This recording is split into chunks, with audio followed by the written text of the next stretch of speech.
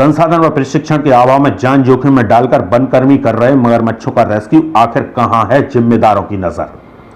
तकनीकी के इस युग में सभी विभागों को सर्व संसाधन युक्त बनाया जा रहा है, लेकिन बात की जाए वन विभाग की तो आज भी यहां संसाधन की कमी साफ दिखाई देती है। जहां वन विभाग के कर्मचारी अपनी जान जोखिम में डालकर खतरनाक जानवरों का रेस्क्यू करते नजर आते हैं। आपको बता दें कि मंगौली क्षेत्र में एक वर्ष में लगभग 20 मगरमच्छों का रेस्क्यू वन विभाग की टीम के द्वारा किया गया है। लेकिन चौंकाने वाली बात यह है कि इतने खूंखार जलीय जीव का रेस्क्यू करने के लिए इनके पास ना तो कोई संसाधन है और ना ही वन कर्मियों को कोई प्रशिक्षण दिया गया है। ऐसे में है लोग गांव में मगरमच्छ का रेस्क्यू करने जाते हैं तो इन्हें ग्रामीणों पर ही निर्भर रहना पड़ता है और उनकी ही रस्सी, बोरा और बल्ली लेकर मगरमच्छ का रेस्क्यू करते हैं।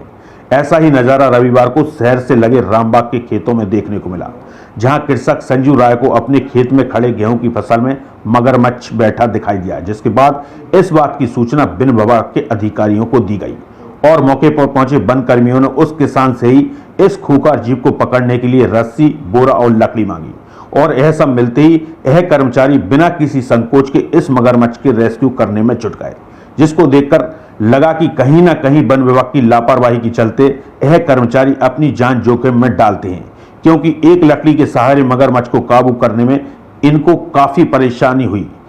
लेकिन सुकून की बात यह रही कि यह मगरमच्छ छोटा ही था। यदि कहीं विशालकाय मगरमच्छ के सामने यह वनकर्मी इसी तरह रेस्क्यू करने पहुंच गए होते तो कोई अनहोनी हो सकती थी।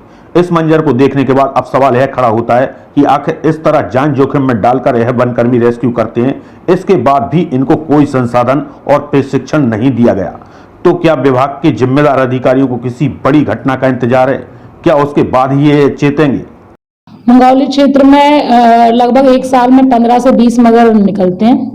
ऐसे निश्चित तो नहीं है, लेकिन लास्ट ईयर का हमने वो देखा है तो 15 से 20 मगर हमने पकड़े हैं, रेस्क्यू करके छोड़े हैं।